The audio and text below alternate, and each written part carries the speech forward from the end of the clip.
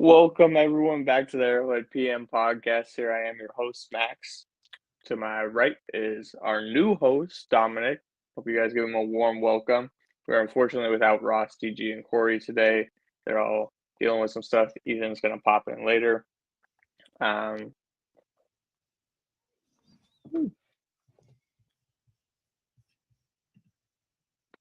Odd. Anyway, we're gonna break down. Got a weird notification, but we're gonna break down the Chiefs' schedule today. We're gonna go into the draft and just kind of see how this thing rolls. Super happy to have Dom here. He has a lot of news. I'll let you give a little introduction of yourself if you'd like. What's up, guys? I'm Dominic. Honored to be part of the Arrowhead AM and PM crew, but specifically the podcast is awesome. Um, I live in Nashville, but I've been a lifelong Chiefs fan. Well, by lifelong, I mean like when I actually started caring about football, but it's a life to me. So, really awesome to be here. I was able to connect with Max and Ross and DG and all those guys through many of the spaces, then their Arrowhead AM spaces, and got a good rapport. I got a podcast called the Always Picked Last at Recess Sports Podcast. So, got that experience there. They asked me to join the team, and I was super stoked. So, I'm happy to be here. It's awesome. Yeah, man, we're happy to have you here. I think we're gonna have a good time. We're gonna have a good time for sure. Oh, yeah. Easy. So let's just dive right in, I guess. Let's choose schedule release, man. Woo! Well, let's Back let's to first talk back. about let's first talk about what did you think of how they did the release? Because that's now the new thing. You know what I mean? Yeah, that is fair. Um, Hydraulic press. I'm not gonna lie, the crushing video made me uncomfortable at times. That like watching watching the chili like ooze out. Nah, Oh, dude. No. the Steelers one was satisfying when they crushed the brick of steel. That was satisfying. Oh yeah. Um, but most of I them were just like, ugh. like the rope one was so weird. The rope one and, cringed me out. and the New Orleans one, like crushing beads, and then it didn't even really crush them. Dude, you should have just got like some of their food. It would have worked way better. I guess But like what do you even get like a seafood boil or something from I gumbo? think I think that would work. I think the thing is that this was a safe social media thing, but it's like aged, because hydraulic press was like 2 2 years ago kind of popular. So Right. it's like, and I think most people were like, "Where's Taylor? Like, let's have Taylor announce the schedule at this point." You know what I mean? So it was all right. I think it was one of the weaker ones, but I mean, the schedule, man, it's crazy. Like Yeah. breaking it That down. chart, man, on a side note, that Charger schedule release, I swear their social media team does some like great stuff. Like I know there are rivals, but their social media team is firing on all They like cylinders. they they go to another level that's like different than most of the other guys. Though I will Like, say, as someone who lives in Nashville, I absolutely love the Nashville the Tennessee Titans ones. Those are purely those amazing. are fun. Those are fun. So good. Um, but yeah, man, let's talk about the schedule. What have you thought? So, like initial thoughts of the schedule in general. So obviously we got the Ravens announced and the Bengals announced right after. Um, Obviously that's gonna be tough. Back to back AFC North opponents is always hard. At least we get them both at home. I like that. Um, a lot of people obviously we're going to talk about this 3 games in the 10-day stretch thing, which we'll break down later. Um, eh, I mean, it sucks, but there's a lot of teams who are having to deal with that same thing. Ravens, Texans, Bengals, Steelers are all having to deal with that same thing as well. So we're not the only ones. Um, but yeah, I mean, I like the schedule. I like they were giving us like back to back away games or back to back home games, kind of letting us get into a rhythm. I also think the big part about having the Bengals at home early in the season as well. NFL, I think, and I say this with no disrespect towards the Bengals, but I think they want to make sure that Burrow is healthy because I saw what happened last year. He wasn't there. Uh, Viewership was probably down on that game compared to most Mahomes and Burrow matchups, you know? For sure. Um, and I don't want to say this, but it does suck. Obviously, Rasheed is likely going to be out that game if he is even suspended this season. May see that roll in the next season possibly. Hugh is obviously going to miss that game. He's expected to miss the first 8 weeks. Yeah. I believe he teased on his Twitter that he'd be back for a Raiders game. He just posted a tweet of him sacking the Raiders quarterback, I believe, last year. So that would Or either like mean making a tackle.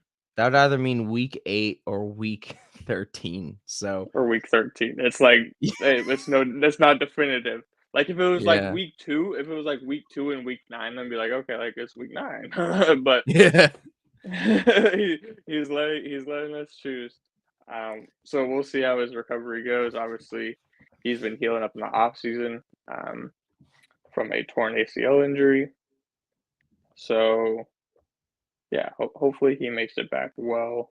Um, Obviously, we got a week 6 bye. So for the people that don't know the schedule, um, I'm sure you all know it, but a quick reminder: Bengals, sorry, Ravens home opener, Bengals week 2, at Falcons week 3, at Chargers week 4, home against the Saints, and then we're on our bye. Then we go to the Bay to play the Niners week 7, to Vegas, our second home, to Yeah. play the Raiders week 8. Then we're back at Arrowhead for the Bucks and the Broncos weeks 9 and 10, at Buffalo, at Carolina, another back-to-back 2 road games.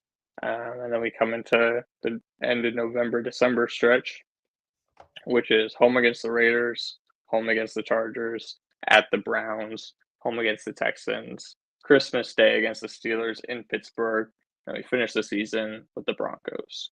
So the NFL also spaced out our divisional games, unlike some AFC North teams.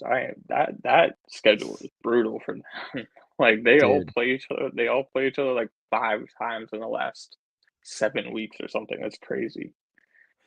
I'm starting to learn more and more as the years go on that the NFL is really trying to I'm not saying favor certain teams, but they want to start certain new things off easier than others, right? So if you look Yeah, like, for example, the Chargers schedule, in general, let me look at really quick, but they have 2 easy games to start off the year because they're like Harbaugh's the new guy. Let's have Harbaugh get a couple wins. They start off with Vegas at home, and then they're going to Carolina. They want the Chargers to be 2-0. They want Harbaugh's debut to be good. Then you look at like the Chicago Bears in general, and they have Tennessee, and then they have a tough game at Houston, kind of a tough game at Indianapolis, but they're all bad defenses, right?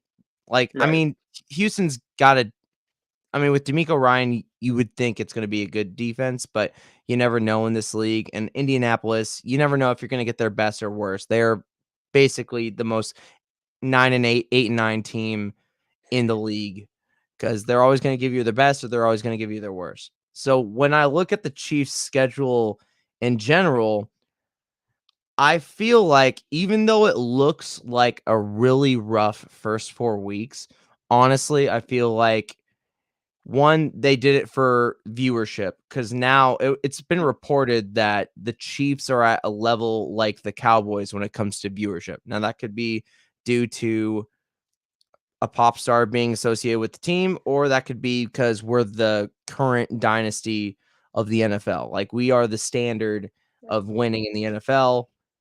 We're the difference. So I think having Baltimore come home is a great first opener. And I mean, everyone's like, that's a really tough game to start off the season. Um, I don't know if anyone else has seen when Mahomes plays the Baltimore defense, and every time they've played the Baltimore defense, this Chiefs team, they're usually top 5 to top 10 in terms of defense. Mahomes cooks them. So Yeah. as much as we like to think that's gonna be a tough matchup, Mahomes causes problems. Mike McDaniel is no longer the defensive coordinator, and yet I forget who took over. I think he was the linebackers coach, but I mean, there's still going to be a little bit of a drop off there. I don't think it's that big of a deal. And then with Cincinnati at week 2, like you said, they want to make sure that Burrow is healthy in a game against the Chiefs. And this is gonna sound kind of rude, and I don't really mean it, but the Bengals just really start off slow, They do. like just in general. And I Yeah. feel like that's them throwing a bone to us because when it comes to the latter half of the season, that's when Burrow always heats up, regardless of injury. If you look at like the past couple of years when he's had a full healthy season, which are only Mhm. 2, but every time after like week 8, he cooks. So get Yeah. that matchup early. Let the other young teams that are becoming better, like the Texans, come in later to establish possibly new rivalries. It's more of a entertainment business than we would like to believe it to be, and that's what the NFL is doing. I mean, they got us with huge coat with huge teams to start off right off the bat. I mean, obviously, we talked about those two. The Falcons with Kirk Cousins, Raheem Morris as the new head coach. That's going to be exciting, especially because it's in a dome environment. And then you got the Chargers at the Chargers and Jim Harbaugh. Mhm. It's Jim Harbaugh at home. So that's going to be a great game. And then, who knows with the Saints anymore? It's kind of We'll hard to. see. We'll see what happens with Spencer Rattler, man. Um, You mean a wish.com version of Patrick Mahomes? yeah, people are calling him Mini Mahomes or something. I'm like, all Or right, like if let's if slow Mahomes had a biopic, Spencer Rattler would be the actor. down. I haven't heard that one. Dude, I Um, saw that the other day. I was like, that's perfect. funny. No, okay, so and then we'll get into the prime time things here as well. Obviously, Ravens is prime time since it's the kickoff. Um, Falcons Sunday Night Football. That one shocked me, and then people were like, "Oh, well, they got Kirk Cousins. Oh, they got this." I was like, "They're still the Falcons." I would have Like, felt and that like and that's no disrespect to the Falcons. It was more so just like Bengals aren't prime time and Bills aren't prime time. Which I understand CBS wants those games and they want to keep them. they want Obviously in Tony that Romo to afternoon slot. constantly they want Tony Romo to glaze those other quarterbacks Yep, just every time. It's just Tony's got to get some money. exactly. So I mean, we'll But we'll see. I'm excited for that. I think it'll be cool. It'll be a cool Sunday night game. oh yeah. September 22nd, week 3 against the Falcons in Atlanta. We have some Chiefs fans in Atlanta from Atlanta that are going to that game, so that'll be exciting for them. And then we turn back around and go to LA. So I Man, like this. I like this opening stretch because the other part I said this on the space the other day, but the other part I like about obviously we're guaranteed the first home game because it's kickoff. Um, but week 2, having another home game, even though it's the Bengals, that's so important for the rookies. Just being able to get a slow, like easing into the environment of the NFL and what goes on week to week, what goes on pregame, just seeing the Arrowhead environment as well, like, it's really gonna help ease them into this, "Holy shit, I'm in the NFL" thing, like, yeah. um, so I think that'll definitely help, and then their first road game, they're gonna be on prime time, so, um, I like how it's set up, um, I don't really have any complaints about the first half of the schedule, there are some people that didn't like the early bye, I definitely see where they're coming from with that, Yeah. I mean, we I kind of play agree. what is that? We played 12 games straight after our bye, so, yeah, 1 seed. Please, Patrick, please get us the 1 seed. If you can hear me now. Oh, we lost Dom. Um, but yeah, I mean, I'll just talk to you guys for a little bit then. Um, but yeah, I like this first half of the schedule. I like, us being able to ease into ease into the year, and then get some road games going. I'll bring it back up, Dom. Yes. You're good. um, but yeah, I was just saying, like, I like having this ease into the schedule and then being able to take a little rest, go to the Bay, and then go back to Vegas. Um, this Bucks game, this Bucks game is weird to me. Yeah. So Monday Night Football, after we've been on the road 2 weeks in a row, we're back at Arrowhead.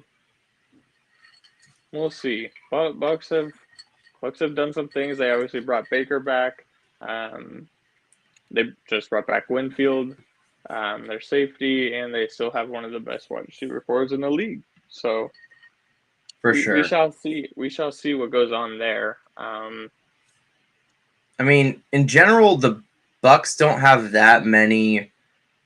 Like, obviously, they don't have as many primetime games as we do, but I think they want to reward the pluckiness of last season because everyone thought from the beginning of the year that it was going to be a Falcons Saints kind of who's going to win, and then with Baker leading that team, there's a lot of optimism. I mean, from last year specifically, I feel like personally, I know Atlanta's favored, but I feel like the Bucks are going to repeat division wins again. It's not that I don't believe in Kirk, but I feel like another year with Baker at the helm, it gave him his contract. And I know the thing is, when you have expectations for Baker, Baker usually craps the bed.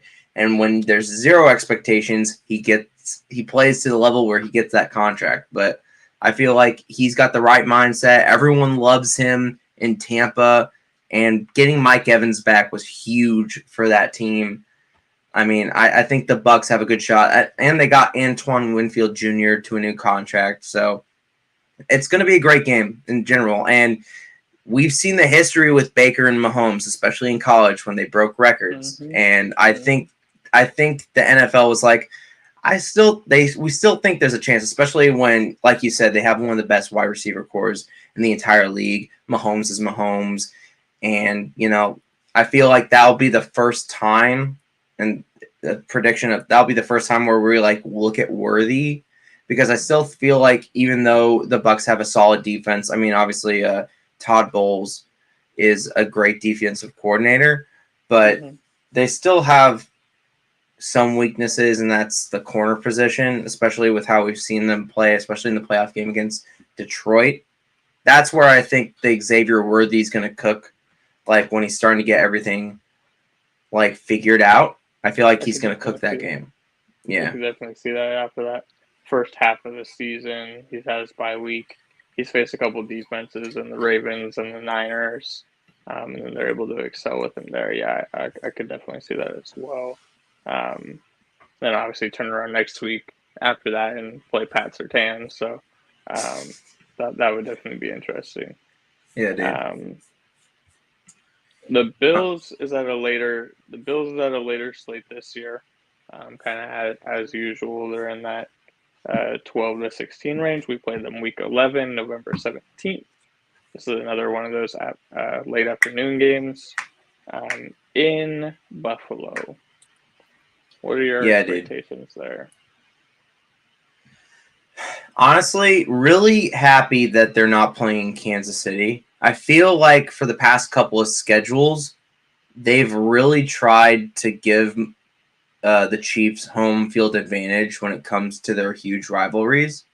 So it doesn't really give them an opportunity to like kind of set a different tone off the field. I know like with the Bengals specifically, they've mainly played on the road against them in regular seasons, but with the Bills, it just seemed like every year Chiefs have them at home, and in the regular season they get the dubs. It's kind of weird, but I feel like when it's in Buffalo, especially with how crazy Buffalo fans are, especially like with proof of how the playoffs went, it's going to be a raucous environment. I think that's why they wanted it there, because obviously at home it's not going to be as crazy, but they saw that playoff game and they're like, man, we want to replicate that. It's in November. It's probably going to snow. maybe. Who knows? It's a way different atmosphere in Buffalo. I kind of like it way more that's in Buffalo, especially since Mahomes is undefeated in Buffalo. Yeah. Mahomes is undefeated in Buffalo. I love it. I mean, it's a 2-game sample size, but still, he's undefeated. You're right. But we don't call that stadium, Mahomes Stadium or whatever. We're a little bit more humble than that. What even is it? Orchard Park or something? Whatever. Go get your new stadium, folks. Nah, I'm playing. I love some Bills. Bronze Park, Sterling Park. He's gonna name his kids after it after this one. Oh man. That Bills game is gonna be exciting. Obviously for the rematches, the Mahomes Allen games are always exciting, but that Bills team is a complete different team this year. They obviously still have James Cook, Josh Allen, obviously, but that wide receiver core is stripped and remade. It is now what they just signed MVS, so Chiefs fans watching, we don't have to worry about MVS they got this year. A Super Bowl winning veteran wide receiver. That's what they need, man. Yeah, right? Huh. I know one of those. But Keon Coleman, Curtis Samuel, I don't think it's a bad wide receiver core, but it's definitely going to be Josh Allen's weakest. I feel like the thing is that no one's really had that elephant talk in the room when it comes to Josh Allen. And I think Josh Allen is top 3, if not top 2. When he's on fire, he's pretty much like Big Ben in his prime, like crazy good. And he's way more athletic than Big Ben, but Big Ben in his prime was like a freight train, dude. Mm-hmm. But are we not going to talk about how Stephon Diggs kind of like gave him that extra boost of being the quarterback that we see today? And they replaced. Don't worry. Bills fans will tell you that he held him back because he dropped some passes. It's so easy to focus on this sample size of Stephon Diggs dropping passes or him being a head case at points. Yeah, he was one of the greatest wide receivers to ever be it, though. Obviously, Andre Reed is there, but he is one of a top wide receiver to ever play for the Bills. And then you have your fans bashing him like this just because of how he acted about it. I mean, he played there for 5 years or 4 years. I believe it was 2020 season, 21, 22, 23. So, yeah, 4 seasons. 4 seasons. And, I mean, I get it. We had to go through with Tyreek. We drafted Tyreek, though, and, had to go through all that. But at some point, you got to let it go and just understand the dude did what he wanted to do. Yeah. That's going to be an exciting game. Off topic from Chiefs, Texans, Bills, that's going to be exciting. Seeing that rematch. That's going to be exciting, yeah. What are the odds of a thrown helmet there? Well, it depends. Who's going to be the one throwing the helmet? Diggs throwing someone else's helmet. He's going to take somebody's helmet off and throw it. Or just on the sideline. But, no, I mean, I'm okay with the Bills. Let them get their regular season win versus us, whatever they want. And we'll beat them in the playoffs like normal. We can go that way, or we can just have Pat win because it's not an Arrowhead or whatever our stadium is called now, whatever the latest stadium name is that our rivals have tried to come up with. Who knows nowadays, dude? It's just hard to keep up. It is. I heard someone call Bengal Stadium Patcore. That was pretty funny. But I mean, it's going to be a great game, and regardless of how the Bills have trimmed the fat off of their team and tried to rebuild, they are truly trying to do the Brett Veach way of trying to save money, get younger. That's what they're trying to do. You can see it in the draft. You can see how they operate by trading back constantly, including with their rival, us. But, I mean, I still feel like they're a playoff team, playoff caliber. At first, I was like, Miami's got this division, but it seems like Miami. I know they signed your boy, but it's looking a little like more and more. I do not believe Miami could really be what they were even last year. For me, with Miami, it's like it all just comes down to Tua. Like, it all just comes down, is he going to be able – and Tua is a great quarterback, but is he going to be able to produce in those 2-minute situations with the game on the line? Because that's where games are won. That's why guys like Mahomes and Burrow are in the upper echelon that they are. It's because they can win games in those moments when their team needs them. They can make plays when their team needs them. And that's something that we haven't really seen from Tua that much. Obviously, there was issues last year with Tyreek dropping balls in crucial situations, which Chiefs fans could tell you. We know. We know, guys, okay?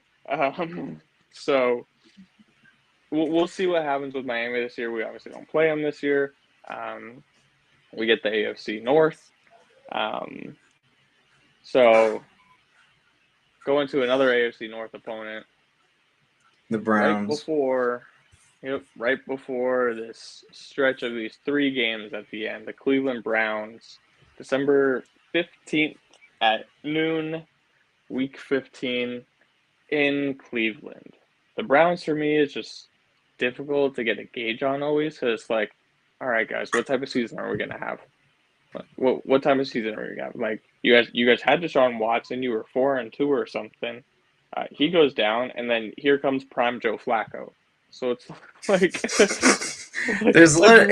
what are we doing? So just when you think like the Browns could not like be more up and down, that they literally need a guy that came off the couch to become their quarterback, and they became so much better. And I mean that's the thing. Cleveland probably realized halfway through that season, and maybe it took them a little too long to figure it out. It's like, maybe we should not have given a entirely guaranteed money to a quarterback that has all these problems. And we haven't seen Deshaun be Deshaun. I mean, the last game he had before he got injured, he played really well, but still not Deshaun standards. So, and when you look at the quarterback room in general, did Flacco re-sign with Cleveland, or is he just off in general? Because it's got to be that one quarterback who played at UCLA that's still their backup. And then Flacco went to the Colts. Ooh, honestly, that's kind of sneaky good signing by them. They got the UCLA quarterback, right? The Browns they got Dorian Thomas-Robinson, and they also picked up Jameis Winston this year. Man, if Jameis Winston, that locker room, Jameis Winston and Deshaun Watson, yikes! Some crab legs and massages. I would love to see a documentary of the backstage. I want to see backstage everything. Like, some crazy stories in there, I bet. Oh my gosh. He'll interview Deshaun after he gets a debilitating injury and be like, like the fish. Have you seen that video? W. But yeah, I mean, Brown starts this 3-week stretch that we were talking about in December, of 3 games in 10 days. So basically, we play at Cleveland December 15th. Then we're back home for the Texans on December 21st, which is a Saturday game. We are 1 of 2 Saturday games that day. And then quick turnaround playing the Steelers. So that Texans to Steelers game is basically like playing a Thursday night game. It's the same turnaround as playing a Thursday night game. Only difference is we're on the road, and it's a holiday. Not to mention the week before you had 1 day less of rest as well because we have to play on a Saturday. The Steelers will also be coming off a short rest. They play the Ravens week 16 when we play the Texans on that Saturday. They also play on Saturday. So all 4 of those teams will be coming off a short rest, which is what I was getting at earlier. You know, initially when the schedule dropped, the only thing that we had was that we were playing the Steelers on Christmas. I'm like, okay, so we're going to have like a 4-game turnaround. This is great right before playoffs. Then they're like, oh yeah, and Ravens and Texans are going to play too. I'm like, Dude. Thank you, NFL. Like, thank you. Because that's really tough, man. I believe that game is in Baltimore. I'm not sure. I believe it's in Baltimore though. Um, so So, Texans back to let me actually check to make sure. But well, either way, we are not going to be the only AFC uh, contending divisional winner to right. have that type of stretch and be coming off short rest there at the end of the year. Well, if you Let look me at check real like quick. the Steelers' schedule in general is just rough. Like Oh my they God. obviously the AFC North is the AFC North. It's like between them and I believe like NFC North as the two best divisions in football, at least on paper. Because every time we do this, these are the best two divisions. It always ends up not being that way. But I mean, they face obviously they face their division opponents twice, but like they face us, they face the Eagles, they face the Jets, which take with a grain of salt, the Cowboys, the Falcons on opening day, which could be either great for them or awful for them because it's on the road, and you Yeah, still face the Chargers. And they're going to be tough. This end of the season is just brutal. Also, really quickly, side note that Texans Ravens Christmas game is in Houston, so Okay. Yeah, because they do get to be home for that. They go Ravens at Browns at Bengals versus the Browns at Eagles at Ravens versus us and then Bengals. So it's like that hard to that 8 weeks. Oh my goodness, dude. Ravens, Cleveland twice, Cincy twice, all of them. Ravens twice, Browns Literally, twice, the entire Bengals twice. division is these last 8 games. And then the 2 games thrown in are Philly and Kansas City. Oh my gosh, dude. Yeah, I won't be complaining about our end of schedule. Yeah, dude. They gave the Steelers a rough edge, man. They really did. I do like us having the Broncos week 18. Hopefully that's a game that we don't have to play our starters in. I'm also hoping for a slight chance that somehow our starters don't have to play on Christmas. That'd be really nice not having to play them 2 weeks in a row. Got some PTSD of opening presents to a pick six from Mahomes. So I don't know if any Christmas will ever be the same again. Dude, yeah. I was kind of like pissed off about hearing that we're playing on Christmas. I was like, can we not have like I get it. And the thing is like the Chiefs are going to be the first team to play on 6 different networks, right? So they're like, they may not have the most primetime games, but they're on literally every network. They're on ESPN, they're on NBC, CBS, Fox, Prime, and Netflix. And God forbid they're going to be on Peacock when it comes to the playoffs. So we'll make it 7. Number of completion. And then it's just we're front and center, and I feel like based off this schedule, like I said earlier, when the NFL is more of an entertainment industry than fans would like it to be, but they're basically telling.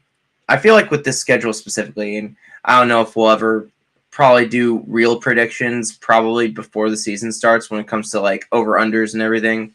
But what this tells me is that the NFL is like, okay, you're talking about 3-peats. You're going on Logan Paul's podcast talking about how you're going to be there in New Orleans.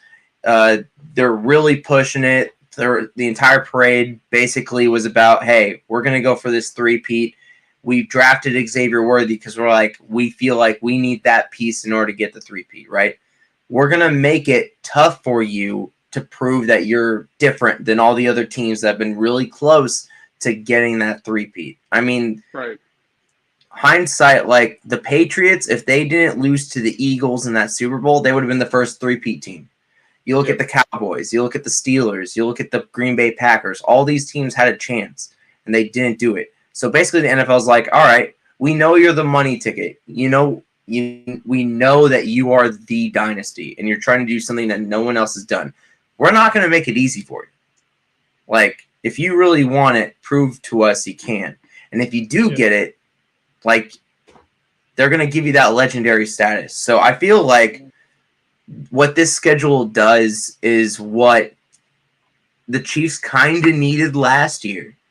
Because I felt like, you know, they had the Lions first, but then they had games where it's like, this isn't that bad. Yeah. This reminds me of the 2022 schedule, where we had that really rough opening schedule, like the hardest competition schedule in that first half. Was that the year we opened with the Texans? Arizona. That was where we opened. Oh, okay. So that was the year after we lost to the Bengals in the AFC Championship game. Oh, that was a rough year. No, it wasn't. That was sorry. I need to pick more context. Our rough year. Our down year, our rebuilding year. Our rough year is a Super Bowl win. Like, okay. Yeah, dude. So I feel like this schedule reminds me of that, where it's like we're gonna get tough opponents to start off. We're getting new coaches, new atmospheres. We're gonna see how you as a team can thrive on it and go from there. Because I felt like the schedule last year, you know, started off a little weaker, tough middle, kind of weaker end. Mm-hmm. Whereas this one, tough beginning, kind of middle, obviously, and then a fairly tough ending. Middle. Yeah. Yeah. So I don't think so much the opponents at the end are tough. It's more so just the scheduling of it as well on top of the opponents. Like Raiders, Chargers back-to-back, both primetime games, 2 division games with playoffs on the line. Anything can happen in those. And then you immediately turn around and go to Cleveland and then come back home on short rest and play the Texans, who are going to be hot. I'm excited to see what the Texans do this year as well. I hope that CJ Stroud stays healthy. That's the only thing I feel like could take this team down. And then, finish with 2 road games again, Steelers and Broncos. So we lose Dom again. Uh-oh. But yeah, I'll just kind of piggyback off of what Dom was saying. Just like, it is nice that got you. You're back. Yeah, sorry about that. But yeah, I was just kind of piggybacking off of what you said. Just that end of schedule is like, I don't want to say mid because it's definitely harder than mid. But yeah, I mean, you start out the season at kind of like 7 or so, and then you get to the middle of the season, it's kind of like a 4 or 5, and then you get to the end of the season, it's like a 6. You know, so like there's up, down, up. So I like the fact that we start up. I like the fact that we start off the season, like I said already, with the Bengals and Ravens, because I think it'll also help our team, like especially the rookies, ease into this, and then probably also like get smacked in the mouth once or twice by these AFC North teams. It's like, yeah, welcome to the NFL moments, you know? Like, you kind of need those to check yourself and be like, I'm here, like this is happening. Yeah, dude. Didn't really break down the Bengals or Ravens yet, but I'll let you go real quick, and then we'll get to those 2 teams. Yeah, for sure. I feel like, and we also have to think about this, it's just like when it comes to that scheduling, we're on more holidays than I think any Chiefs fan would have thought the Chiefs would ever be. Like, we're on Black Friday. We're on, I mean, I was surprised we weren't on Thanksgiving. I get it. There's like certain teams that always end up on Thanksgiving. But I thought, like, man, if they really want Thanksgiving to pop off, they would put us on it. But putting us on Black Friday makes sense too, because they're trying to get that market there. I mean, you got Black Friday. You obviously, now we're the Christmas team because we're trying to compete with the NFL. I mean, with the NBA. I was just going to say that. Are the Chiefs going to be like a Christmas team like the Packers or Thanksgiving team, you know? Dude. Cowboys Thanksgiving team, so. And I thought we were going to get an international game this year. I'm kind of happy we don't. So that's a good benefit for us. I don't have to wake up at 5 a.m. And, you know, it's good brunch for last year, but like I don't know, it's rough, especially like the travel schedule is different. I think the benefit of last year's at least we got a bye right after that. So Yeah. this time we have the bye early. Iron sharpens iron. But yeah, I feel like with the Steelers specifically, like because before we got on, we were supposed to like review like primetime games, each of us at the time, and I'm gonna say this with and we talked about how rough their schedule is the very end of the year. This is where Justin Fields is going to play into it because their schedule starts off kind of rough, but they can still back up where they feel like, okay, we actually have a chance to make the playoffs. They have like some decent chances to win games. I mean, they take on the Broncos, Chargers. We have no idea what's going to be like. Colts, no idea. Cowboys can cowboy all the time. Raiders, Jets, Giants, Commanders. And then you get that rough stretch, right? So I feel like up until that first Ravens game at home, Russell Wilson's going to be the quarterback. I feel like by the time that the Chiefs play the Steelers, we're going to see the Justin Fields thing. And if it pops, which I feel like it has a better chance than Russ to pop, then it might be a low-key tough game. Because even last year we thought Raiders on Christmas, we got this. And it ended up being like the roughest game I've ever seen in the Mahomes era. That was something else. No, I definitely agree with that. I mean, we'll see what happens with the Steelers. They're a question mark in my book still right now just because of that QB room. I do expect Russ to start there. But yeah, obviously that Justin Fields experiment could be something. I do think in that rough stretch, like you're saying, like they might get to the point too where it's like, well, what do we have to lose? You know? But if they do make it out of that beginning of the schedule, because their first 8 games or first 9 games even, are winnable. I mean, even if they drop 2 of those and then somehow pick up 2 in the division, maybe one against Philly, they could still make playoffs as like a 9-8 team. And they had a really good draft. In terms, everyone says. I mean, I'm not the huge draft evaluator, but everyone's been saying it's like everyone has said the top 3 drafts have been Detroit, Steelers, and us, which is nice to know that we had a great draft. But like, I mean, looking at all their moves, I mean, they got the replacement for Deontay Johnson with Roman Wilson, and I feel like Roman's going to be. I mean, Steelers just know how to draft wide receiver, so I feel like that was never going to be a problem. They rebuilt that offensive line like crazy. Immediately. They did some serious work on that offensive line. I think they drafted 4 offensive linemen. Yeah, they drafted 4 offensive linemen. They got Troy Fautanu from Washington, which is huge. Zach Frazier from West Virginia. Mason McCormick, South Dakota State. Yeah, so they really built it up. And I mean, Steelers are, regardless of how like they have done, they are still a very well-run organization.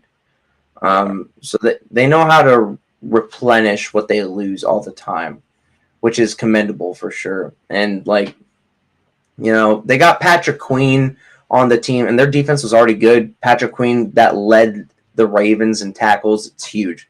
So I feel like Steelers are going to be a good opponent, but I'm really hard pressed to say that the Mike Tomlin above 500 streak might end this year. But we also said that about last year. We said that about multiple times. So they just find a way. They just find a way somehow. But their quarterback room looks better on paper, but it's really hard to tell. But you want to talk Ravens and the Bengals? I'll go to my team real quick that I Oh, said, okay, yeah, go and then for it. and then we'll go to those two, that AFC North gauntlet there. So, game I wanted to break down is the Super Bowl rematch.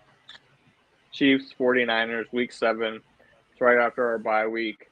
We head to the Bay to play them. So just some notable additions that they made. They got Leonard Floyd, defensive end, Wandre Campbell, linebacker, Malik Collins, a defensive tackle, Yetur Gross Matos, another defensive end, and Rock Ya-Sin, cornerback. So they are building up this defense as per usual for the 49ers. They also added, oh goodness, they added Mike Lombardi from the Raiders coaching staff. He is going to be their passing game coordinator. We'll see how much that helps. Just because Shanahan likes his run-heavy offense, so we'll see how much of an effect that has. Reminder, Mike Lombardi is coming over from the Raiders, who kind of cut him as they were cleaning house last year. So we'll see how that works out. Both of their wide receivers obviously have been in trade rumors at some point this offseason. I don't think either of them does get traded. I think if one of them was going to, it would have happened at draft. So I expect Ayuk and Debo to both be there if they're healthy. Yeah, I mean, they're going to be the standard. They have CMC. They have an offensive line. It's going to be tough right after the bye week, though. We know Andy Reid is amazing after the bye week. So that was one scheduling where everyone was complaining about the Week 6 bye, and I'm like, well, look at who we got after the bye. So that was something that I like to see. I like to see that we got them early in the season as well. I think maybe it would have been better late in the season because they typically have some injury problems somewhere on their team. But you know, I don't mind it. I think we're gonna be able to do our thing. Even if you do drop that game, which I don't think you do, you get to turn around with Raiders, Bucks, Broncos. You kind of just get to take out your anger on them afterwards. For sure. But I don't expect us to lose that. I don't expect us to lose that game. I could see it being one that we very realistically drop, though. Just because this guy's coming off the bye week. It's an away game. Kyle Shanahan and 49ers are obviously going to do their thing, but Mahomes owns this team. Bottom line, regular season, postseason, Super Bowls, it doesn't matter. He finds a way to win these games and have the most insane plays versus them, which I don't understand. Chris Conley is just that was vivid in my mind. That play is just like burned into my mind. one of the best plays I've ever seen. Like easily. I can just hear Kevin Harlan like in the background too. Are you kidding me? Like, yeah, dude. That part too is just it's amazing. I remember watching that live and just being like, "Holy fuck!" You know, it's just I was watching that game with my dad, and we both just sat there like, "What the fuck just happened?" Did you watch that? Like, dude, it makes no sense. Like the ability that Mahomes has, just his playmaking abilities in general, and just to roll left, immediately stop, roll right, be able to see that Chris Conley is still like not really. It's in that zone pressure, but not really getting in the way, and then throwing an absolute dart right in the corner.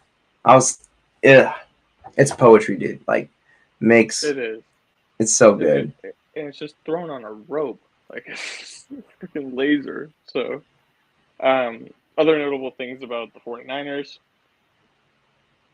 Excuse me.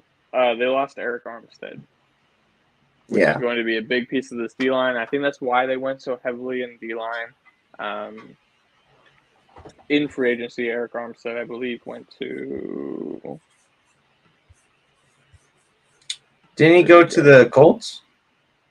Or am I thinking of the... Okay, cool. No, he went to the Jacksonville Jaguars. That's right. Oh! He went to the Jaguars on that massive deal. They definitely needed that. There. Obviously, the 49ers took Ricky Pearsall in the draft as well. A wide receiver out of Florida. Kind of a shock to some people. There's some speculation that The 49ers. Speaking were of the team Chris that Conley, picked they the worst. signed Chris Conley. They did. They brought him back.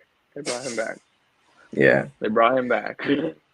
They got sick of him killing them, so now it's like, oh, can't beat him killing. Yeah, dude. So, let me look this up real quick. Obviously, Yeah, it's so going to they be brought like in- a. They brought in Roman Wilson. Sorry. Obviously, it's going to be a good game. And you know, it's easy to think like it's not to worry about it, but I mean, it's a reason that there's two teams, you know, favored for the Super Bowl, and those are the two teams. I mean, not much of losing players that were on those teams. I mean, obviously, like you said, Eric Armstead, we lost Snead, Willie Gay, some key pieces, but we were able to replenish. It's going to be a great game, just like in general. And Purdy is, regardless of how we feel about, you know, him being the last pick of the draft and this and that, he is proved to be a really good quarterback when it matters. And, I mean, he did give them a lead in overtime. So it's going to be a tough game regardless. Like, It is. And I like the 49ers draft as well. There was a couple guys that they got that I like. Ricky Pearsall, not so much. Don't know about that pick. I think he's a good biggest pick. question mark of the draft next to Penix. Next to Penix, exactly. So there's obviously guys like Keon Coleman still available. Xavier Legette. Both those guys are still there. So we'll see what happens with him. They took Dominic Pooney out of Kansas. For all you Jayhawk Dominic. fans. Jayhawk fans. So we're on good terms here. And then they had a lot. They had 3 4th-round picks. They took Isaac Guerrero, running back out of Louisville, as well as Jacob Cowing out of Arizona. Jacob Cowing, man, remember that name because that kid is going to be special. That pick right there is what made me think that they wanted Worthy, because they still took a speedy, small, shifty wide receiver. So I really hope we get some news at some point this offseason about what the team was that wanted Worthy, so we know who the revenge team is, or who it's like Worthy needs to go off this game or something like that. I think that would be fun. But yeah, I mean, 49ers Super Bowl rematch, Week 7. Get your popcorn ready. These first 2 weeks, AFC North matchups, home against the Ravens, home against the Bengals. Yeah, dude. Like we said, it's when you see like the record that Mahomes has and the stats that he has against the Ravens, he easily cooks up, like we said earlier, or what I said earlier. Derrick Henry is a great addition. However, it kind of goes against what they were trying to do last year by emphasizing, hey, Lamar, you're obviously, I feel like the whole Lamar's a running back, you know, kind of deal. That thing's gone. Like regardless of how the playoffs happened, I still feel like he's a decent pocket quarterback. I just feel like the Chiefs' defense, especially that secondary last year, was just top notch to the point where it just makes even Lamar Jackson, who has improved in the pocket, look like he doesn't know what he's doing. So, regardless, I feel like it's not like I think it's a step back for the Ravens to kind of switch up their identity, but it's basically saying, like, we're going to focus on the run game, and then we'll allow Lamar to pick and choose when to throw darts against a Chiefs secondary or any secondary in the league. So I kind of feel like it's a step backwards in the progression of Lamar because, I mean, with Derrick Henry, he's going to get 20, 25 carries regardless of the system you have. I know he's getting older, but he still played excellent last year. I mean, it was kind of a down year, but I mean, he's still one of the best running backs I've ever seen. He's a freight train. He's going to be great for this Ravens offense. Zay Flowers, you never know. You know, like he had a decent season last year. You know, that game in the AFC Championship game might have been a real like eye-opening moment for him as a player to develop in order to get that maturity. I mean, I know they lost Odell, and he was a great locker room leader. I know you would attest to that for sure. But they signed Rashad Bateman to a 3-year deal, which was surprising. I mean, he's kind of up and down. And who did they draft? Didn't they draft a wide receiver this year in the draft, like in the first round? Could be wrong. Yeah. Am I wrong? I'm probably wrong. Let's see. I believe they took a tackle. Oh, they took Nate Wiggins out of Clemson, and then they got Devontae Walker in the 4th round. That's honestly. Yeah, they took Roger Rosengard in the 2nd round. That's the tackle I was thinking of. Gotcha. But yeah, they got Tez Walker, TJ Tampa as well in round 4, cornerback Iowa State. They took their starting quarterback Devin Leary in the 6th round. The quarterback from Kentucky. Yeah. Wow. Correct. So, let's see. I'm looking at their offseason moves right now, but it's just going to be interesting to see what this next phase of the Baltimore offense is going to be. I feel like Lamar is going to he's a stat machine. I know there was kind of a discrepancy last year when you look at his final stats as the MVP.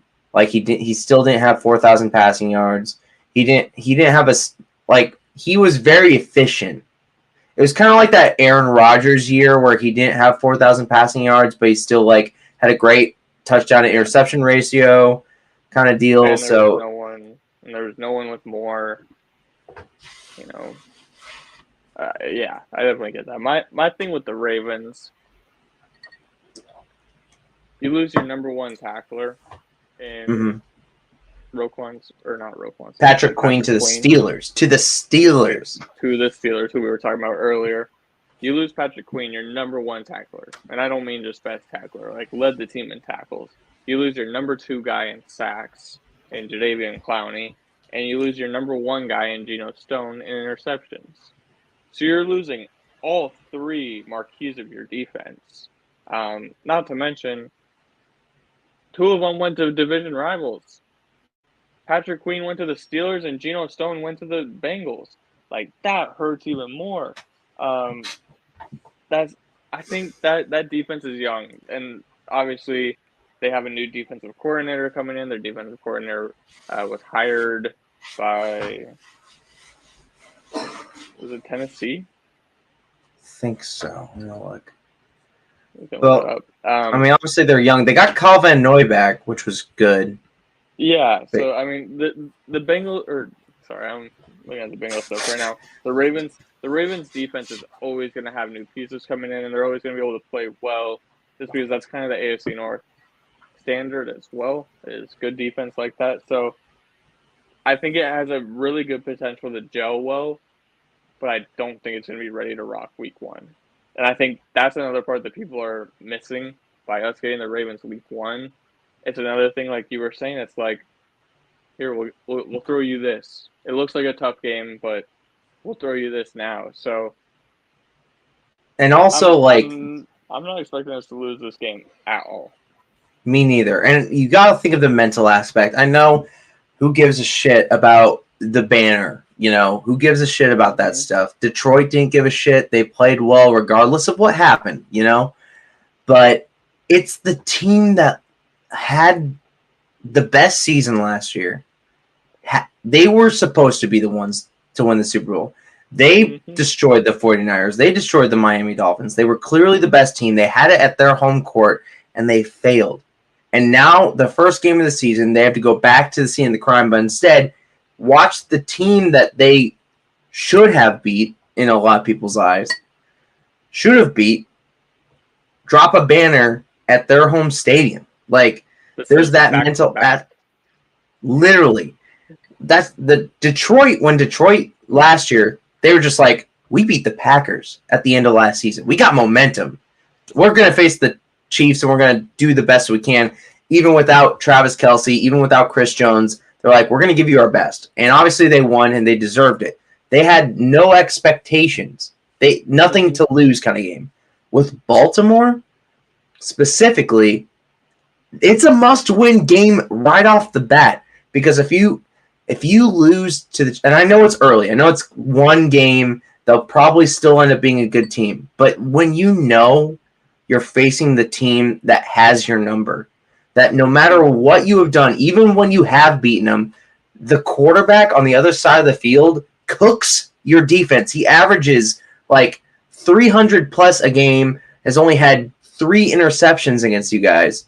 Like, and the one bad game, we had a huge lead. We had a huge lead, and you needed a 4th and 1 conversion from Lamar to win the game. Or like Clyde Edwards-Helaire gets that fumble. You know? That was the difference. We are the difference. We are one Clyde Edwards-Helaire fumble from being undefeated versus the Ravens. That entire season was like one bad play away from being undefeated, it felt like. But that's the mental aspect of it. And I feel like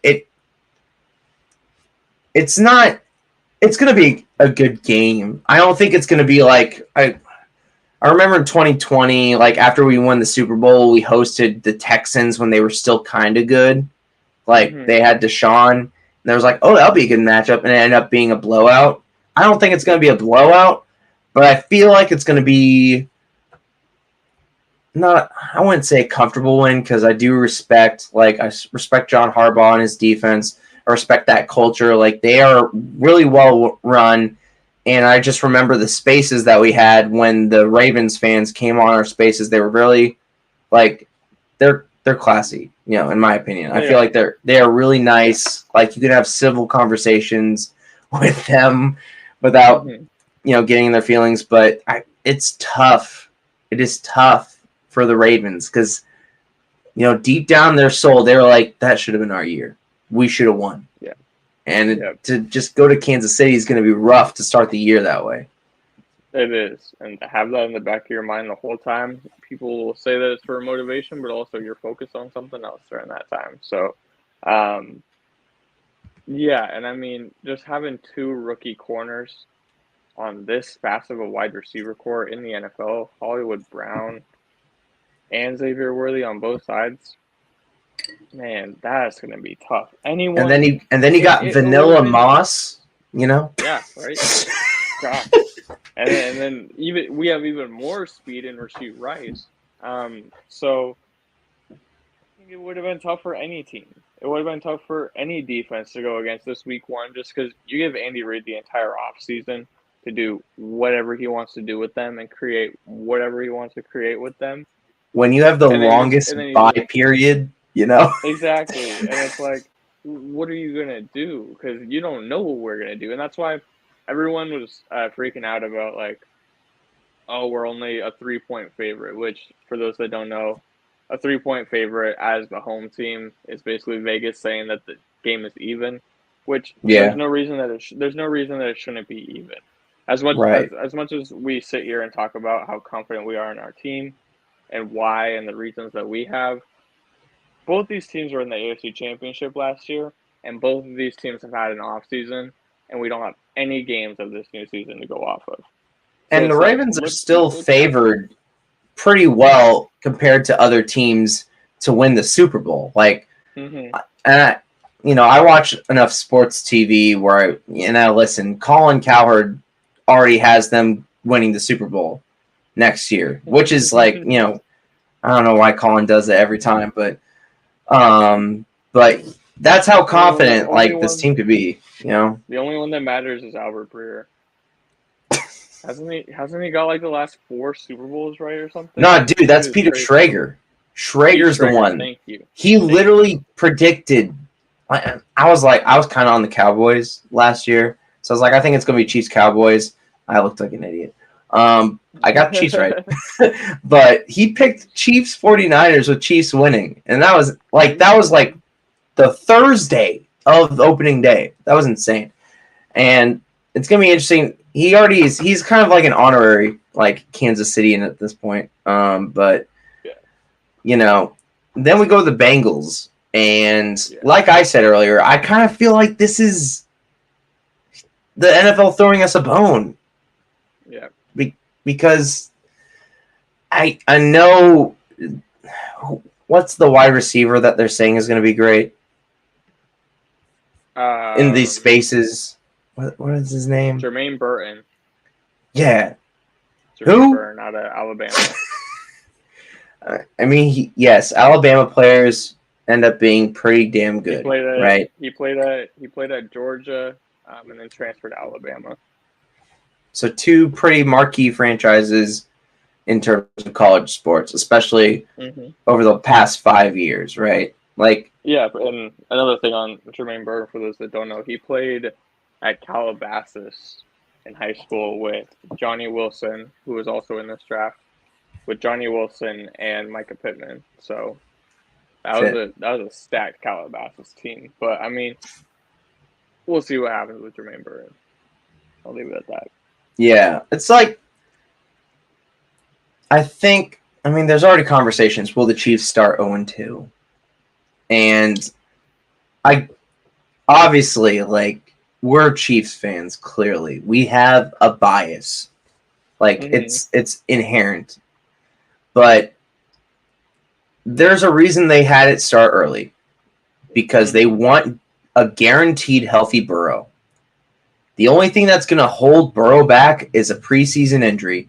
And we all know if he has a preseason injury, he is going to get cooked by this pass rush because everyone keeps forgetting how great of a season George Karlaftis had last year. Now, do I think he could get 10 sacks again this year? I think he can, but there's always – everyone's optimistic after that first 10-sack season that you get from a pass rusher, right?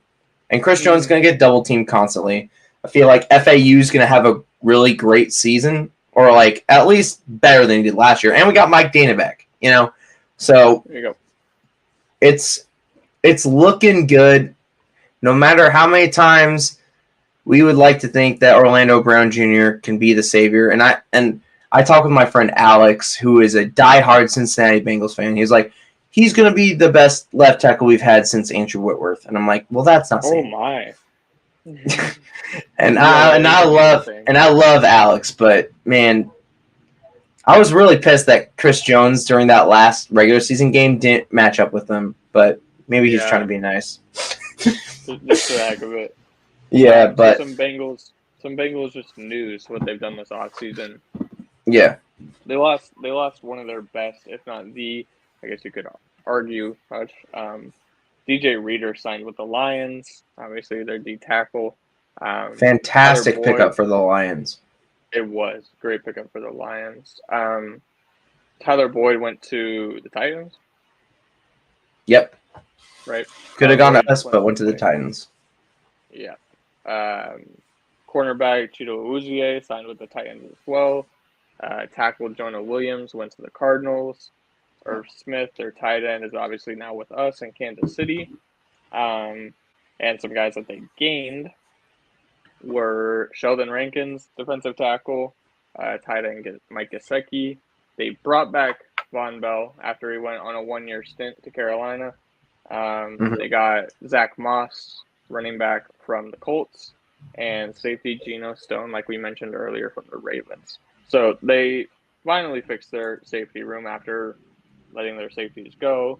And then they just brought back Von Bell and Geno Stone. So I don't know what the deal was last year, why they didn't do that. And then in the draft as well, they acknowledged a pretty big need in their offensive tackle spot. They obviously got Jonah Williams. Who else? No, they got Mims in the first round. They got Mims. But there's a tackle that's not on this list. They got Mims. The only tackle they got was Mims in the draft. I know they got Mims in the draft. I thought they got one in free agency. Wait. Yeah, you're right. Let me look at transactions real quick. But was it Brown? Let's see. Someone Brown signed. Obviously, they have Orlando, but yeah, they took Amarius Mims out of Georgia in the first round. Chris Jenkins, the tackle out of Michigan, in the second round. They brought Cody Ford back, which I don't know who that is. Yep. Eric All, a tight end out of Iowa. Those Iowa tight ends.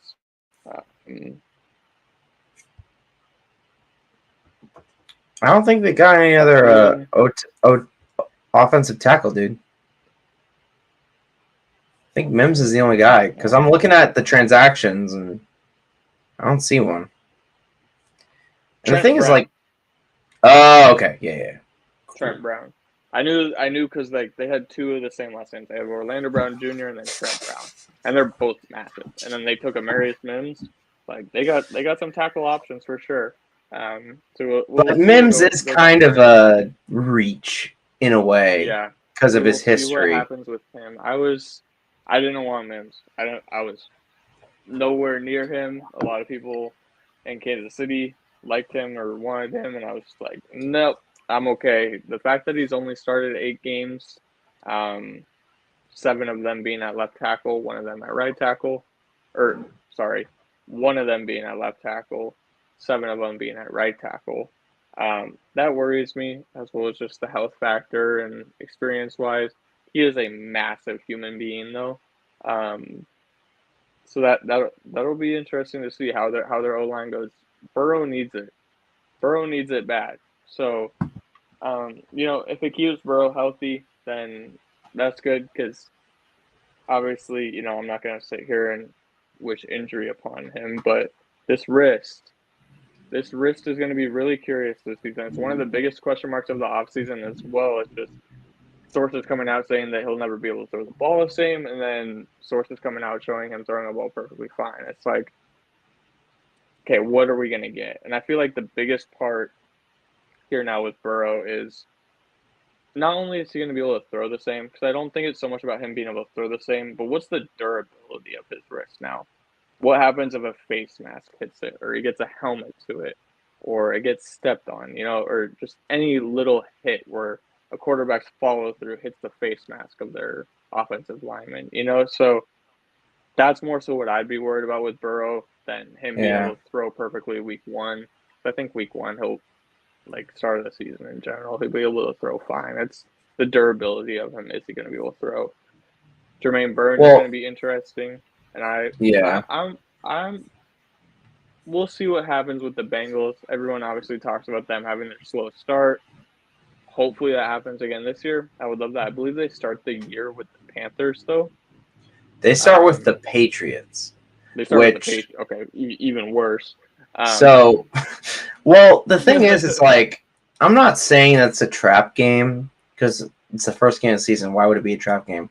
But it's still a Patriots defense. It's still, I forget his name, but the guy that became the coach, the prodigy of Bill Belichick. They still have Christian Gonzalez. They still have Matthew Judon. It's still going to be a Patriots way defense. And that, as much as Bengals fans would like to think that their offensive tackles have gotten better and that they're going to have way more protection, Matthew Judon's still a top 10 pass rusher in the league. Yep. Patriots are going to be a great defensive team regardless of how bad they are. It's just in their nature. So I'm not saying I'm just saying if they struggle against the Patriots offensively, especially when they got Christian Gonzalez back and how they've been able to, focus defensively. And then they added young offensive pieces. I mean, all offseason, I loved KJ Osborne to join the Chiefs. I feel like that's a great pickup for the Patriots. And I feel like it's going to be Jacoby Brissett. I don't think Drake May starts. I think they're just going to take their time. Personally, it really depends on if the Crafts are like, give us Drake May, or if they're like, all right, let's see what you got. So it could be a low-key tough.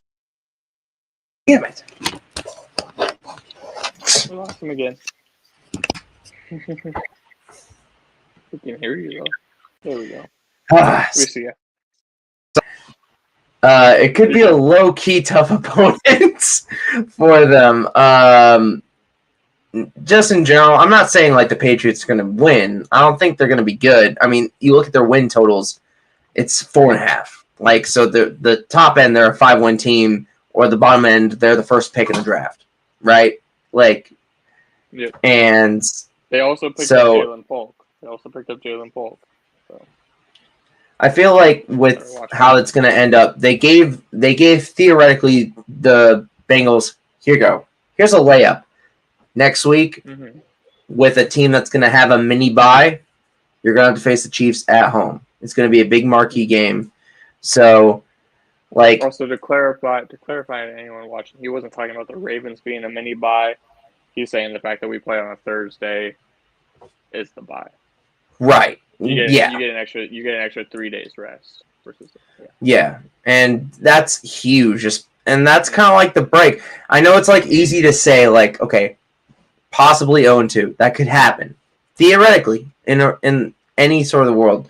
But by giving us the opportunity to, like, okay, we have 2 tough games to start the season, we'll give you a little break by giving you that, like, kind of extra day's rest.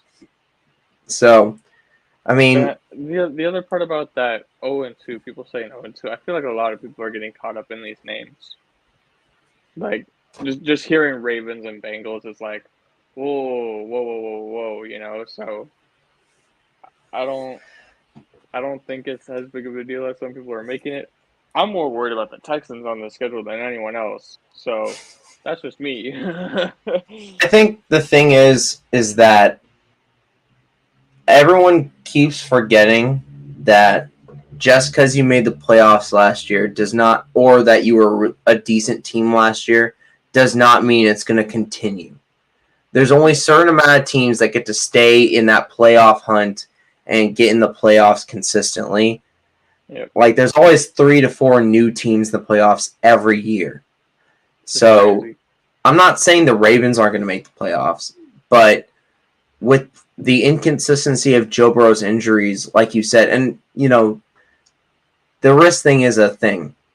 Like, it's going to come to the point where if he gets injured again, regardless of wrist, ankle, knee, whatever happens, right, they might have to address drafting a quarterback next year.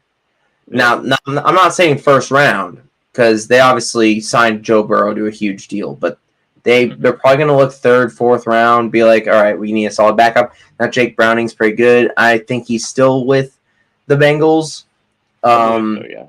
Yeah, so he'll be a solid backup in case. But, I mean, if Jake Browning's going to be like your backup plan, that still doesn't make Cincinnati fans, you know, more confident. So, like, I like Joe Burrow. I do too. I think he's a great quarterback. He's clutch. He and Mahomes are the 2 best quarterbacks if there was no injuries. I know we would like to anoint Josh Allen as that guy, but Joe Burrow is just proven to be a different dude. And, like, we hope that for, like, C.J. Stroud. We hope that for the other young quarterbacks that are coming in, because, I mean, if it's just going to be a Mahomes-Allen conversation constantly, it's never going to get interesting. If it's going to be a Mahomes-Lamar Jackson conversation, it's never going to get interesting. So we need new quarterbacks to be better, right? So I'm hoping that Joe Burrow can be healthy, not just for my sake, but for the Bengals fans in general, because they got a shit situation just in general as a franchise. I mean, and that's no disrespect. I mean, 0 disrespect to Cincinnati faithful. Like, seriously. But, like, you got cheap owner, you got weird practice facility shit that you deal with. Wait, who are we to talk about cheap owners? That's what I'm saying. I mean, like, it happens. We get your pain. Although we don't have to walk to our practice field across the street, so that's what I'm saying. So it's like, and it's good for the league. It's good for the league to have Joe Burrow, because, I mean, as soon as Joe Burrow got out, it's like, there's no way and even when the Bengals had that, like, mini bit of hope in the middle kind of end of their season, there's like, realistically, there's no way the Bengals are going to make the playoffs. Like, so we need Joe Burrow. Like, that's weird to say, but, like, he's a great quarterback. He does remind me a little bit of Brady in some sort of ways. Like, he's great in the pocket. But the thing is, like, we also got to talk about like the weird kind of off season they had with like Trey Hendrickson wanting to leave, T. Higgins wanting to leave, their contract situation with Jamar Chase getting weird. There's a lot of weird energy going on in that locker room and front office this offseason for sure. We'll see how much that plays an effect during the season, if any. I secretly hope it does. But we will see. Yeah. We will see. Playing a little happiness here, especially in OTAs. Something that could just go wrong in OTAs. That'd be funny. Can we like send some Chiefs energy over there since our guys are getting arrested left and right nowadays? Oh man, I don't it's want like to do it. we can't have a break. Like, literally, it's funny because Xavier Worthy's car got stolen, and I quote tweeted it, and I was like, "Okay, I guess we try again tomorrow for a regular day." And then Wanya Morris gets arrested for marijuana possession the next day, and I'm like, "Bro, dude." As someone that's lived in Johnson County, just go to the other state. Literally, just drive across the 15 minutes. Right? 15 minutes. That's all you gotta do. Oh my gosh, man. But that's also like a conversation of like, are we really still pressing about this when like almost half the country is already legalized? Like, it's kind of whatever. And it's legal. It's legal in the NFL as well. So, yeah. All right, we got about 8 minutes left, and I don't want to do a record prediction. It's way too early, and I feel like it's going to get clipped and taken out of context. So we're not going to do that. Okay, good. But I do want to know what are a couple of games that you have us potentially losing? Okay. Realistically, I'm going to think realistically because obviously, like, I had a big prediction stored in the chamber, but we're going to save that for later. Like, when OTAs are done. Yeah, there you go. Okay. Scary games. At the Chargers week 4. Ooh. Personally, I know it's new Harbaugh. I get it. They didn't really do much draft-wise, in my opinion, to really be like, all right, here we go. This is going to be back on track, right? They still have cap situation. They got all this stuff. But it's going to be a big game. Mm-hmm. Tony Romo's going to call it probably with Jim Nantz. Jim Harbaugh's first game against the Chiefs. I think after a tough first 3 games, that could be a possible L. Because it's that first game, I feel like Jim's going to really emphasize we're establishing that we're not going to be like what we've been since Mahomes got here. You're not going to just push us around and stuff, yeah. Right. Now, back-to-back away games there, too. That could do well. So I feel like that's going to be a tough environment. I know with LA's crowd in general, there's no home field advantage, right? There's never going to be a home field advantage. Now, there might be now with this new reinvigoratedness and fan base, but I know for a fact there's tons of people that still call them the San Diego Chargers. They're never going to be, LA is never going to really care about them unless they actually earn a Super Bowl. It's not going to happen. Mm-hmm. But I still feel like Jim is a really great motivator. He's obviously a great coach. He's proven. I feel like he's going to circle this on the calendar. I wouldn't be surprised if the Chargers lose the week before because they're so focused on this game. Because they want to establish, hey, we're going to win here.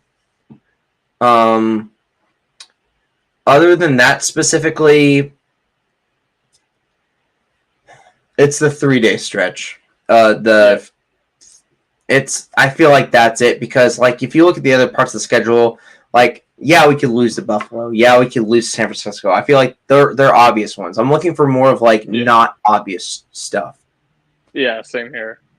If Cleveland is great at defense like they were last year, and we have the Texans, which we know that's going to be a very important game for us to focus on. Regardless, it's just going to be the reality. Cleveland has a decent opportunity if they continue to be good defensively to make an upset here. Because I feel like what we're going to do is focus specifically on Houston, and that's no slight against Cleveland, but obviously the Texans offseason has made it clear like we're going to be that next team that wants to dethrone, like get in the way of the regular big three, right? So Cleveland's tough. I mean, those are honestly the two ones I worry about because, like, yeah, we could lose to Houston. Yeah, we could lose to the 49ers. Yeah, we could lose.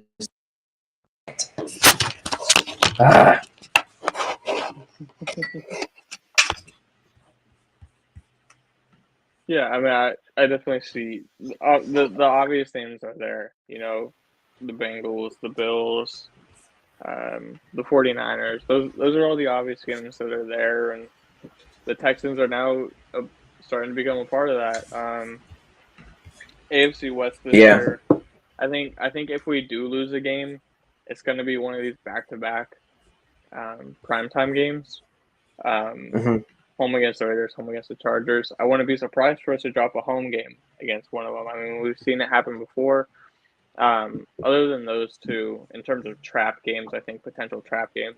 I mentioned it earlier, but the Bucks, just because they do have a good offense, or they do have a good wide receiver core. They obviously have had their defense. They've been able to gel for a year. They're coming off the playoffs. Like, we're coming off 2 road games, which is the 49ers and the Raiders, and that's after our bye week. So guys kind of get this low during the bye week, and then they get to get up on this high in the Bay Area, and then go to Vegas and do the same thing, and then come home and play the Bucks. It's just a very different speed that I think could happen. So that's my only concern with the Bucks. Do you have something to say about the Bucks? Saying about the Bucks, if you look at their schedule, and I'm sorry I keep cutting out. I keep hitting like a certain part of my rig that keeps disconnecting me, and I need to stop doing that. I'm getting so passionate. But if you look at their schedule right before they play us, the 4 games they play before, they're at Atlanta, at New Orleans, play Baltimore, and play Atlanta.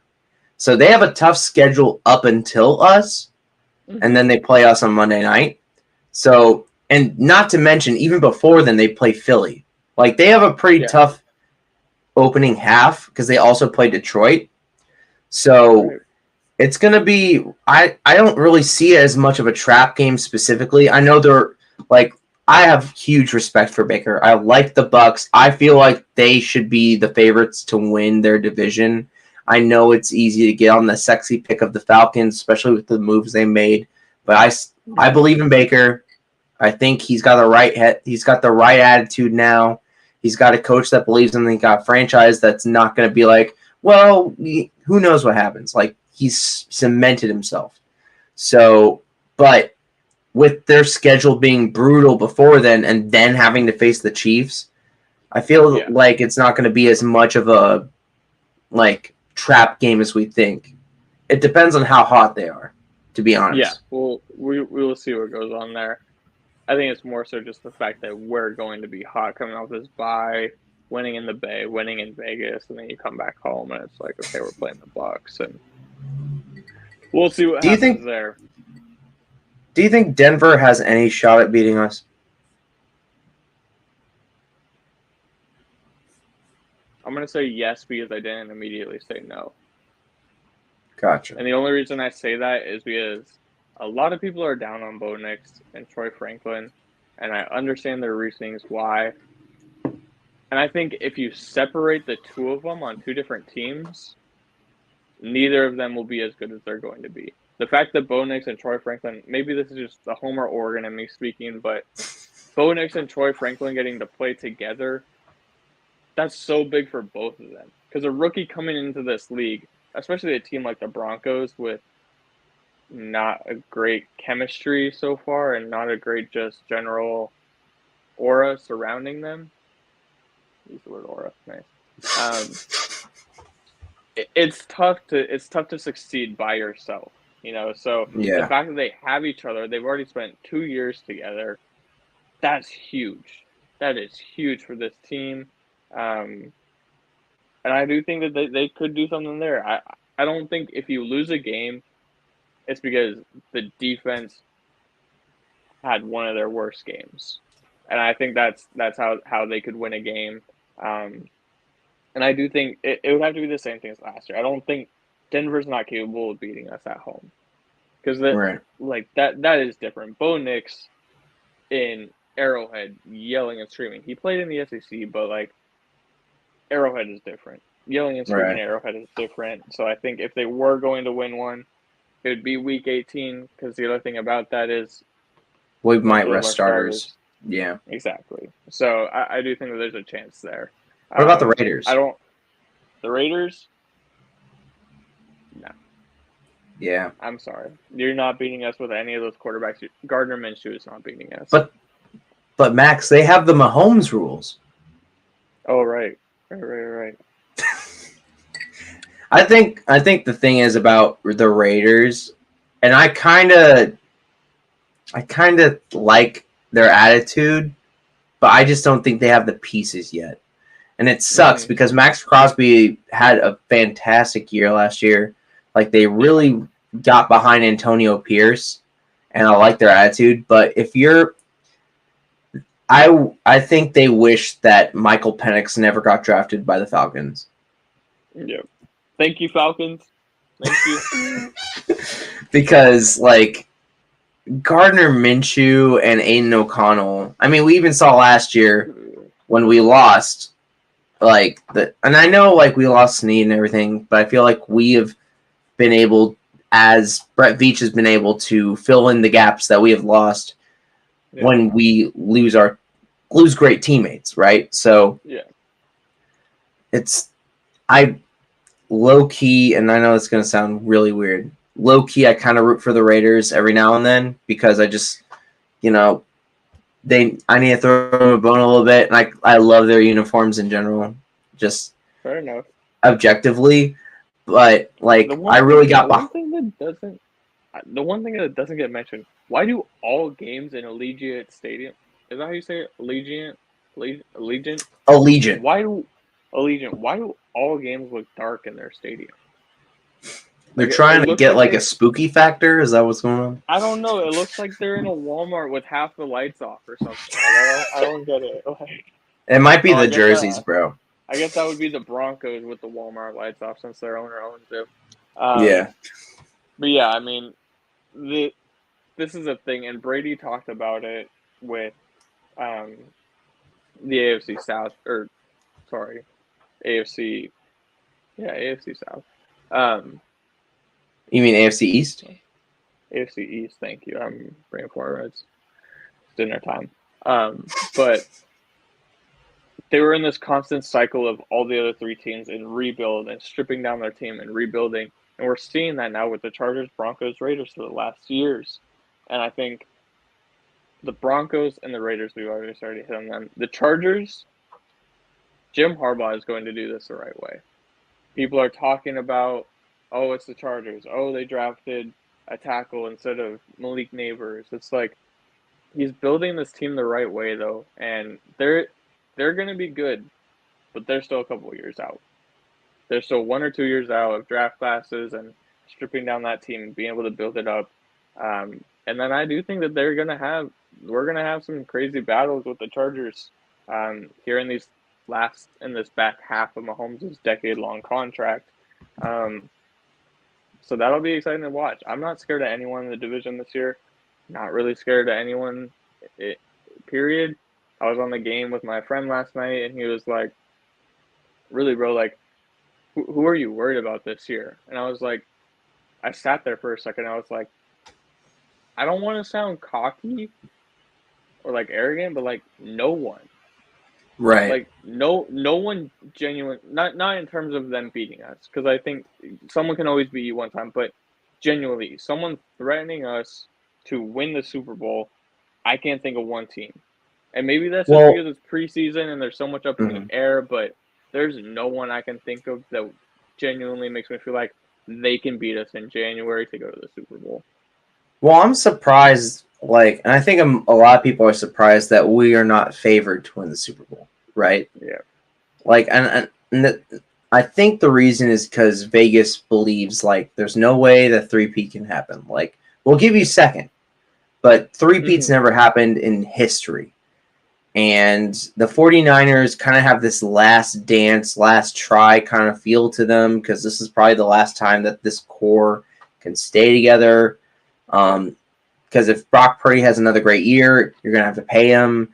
Like Christian McCaffrey, we don't know his health. Even though he had a great season last year, we have no idea. George Kittle, same diff. Even though Nick Bosa's staying, Debo, Brandon Ayuk, that kind of that feeling of man, this is the last chance we have as this unit to win a Super Bowl.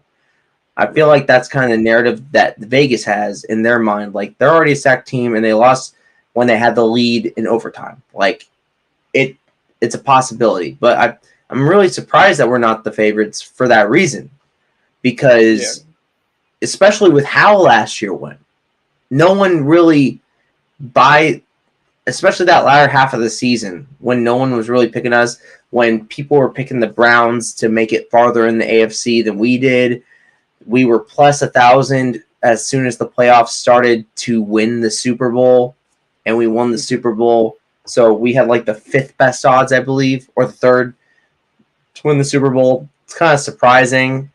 And like I said, again, it does sound cocky, right?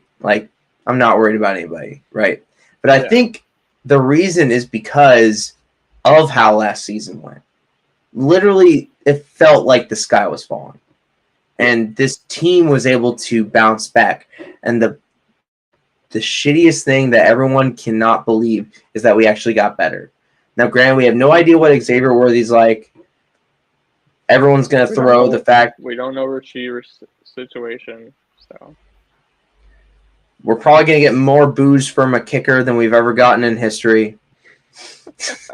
Everyone likes to point out how Hollywood Brown had a 50% catch rate, even though he never really had a prominent passing quarterback, even though I think Kyler's pretty good, but not to the level of Mahomes, right? So there's still those factors. Kelsey's turning 35 in October. He's something like that. We're getting older, but I will say this: every time Mahomes has a bad season, he always bounces back with an even better season. That is very true. If you look at the history, the first year, obviously, he had the best year of his life, right? Well, second year, best. It set the standard. That next year, even though they won the Super Bowl, it was kind of a down year, even though he had a great touchdown-interception ratio. He did get injured. That following year, he had a monster year. Should have been MVP. Then the following year, everyone's figured him out year. After that, what happens? Wins the MVP. Last year, kind of same diff. So I feel like I think he's favored to win MVP. I wouldn't be surprised if he wins MVP. I wouldn't be surprised. Every time he has a bad year, every time he doesn't get number 1 on the NFL top 100, he wins an MVP. I think there's serious chance for him to finally get number 1 because now Aaron Donald is gone, and they love giving it to him every year for some reason. So we'll see. I feel I'm very worried that they might put Mahomes out of the top 10 based off the season. But it's because it's the players. It's not it's the players. Yeah. That's what I'm saying. Very true. He could make 10. I feel like they'll give him 10, but he still gets top 10. Yeah, I get why you say that, though. I get why you say that for sure. Especially with how Jared Goff's season went, Lamar, Brock Purdy, there's a lot of top players. I think just because of the playoffs, so I think just because of the playoffs and him coming back, we'll see. That'll be an interesting show. I think they vote during Pro Bowl week. So if that's the case, then they saw Mahomes get to the Super Bowl. So Yeah, and they didn't get to see the Super Bowl 2 yeah, comeback winning drives, which right. hopefully we see again next year. But we are going to wrap up this first episode with Dom here with me. I appreciate Oh everyone yeah. who came out and joined us, breaking down this Chiefs schedule talk. Stay tuned. Follow us both on Twitter. Also want to shout out Kingdom Cast for obviously hosting us. Appreciate all the love that they give us, all the support that they give us. Also, if everyone could, after this stream, go to Kingdom Cast's Twitter and vote. Go vote for Kansas City. Their Kingdom Cast is being. I'll just read it off of here. We are one of the finalists for the KCPCA Awards, the best Woo! podcast in Kansas City. So pretty big award, pretty big recognition. If you guys could go drop a vote over there, it only takes like 30 seconds. Would really appreciate it.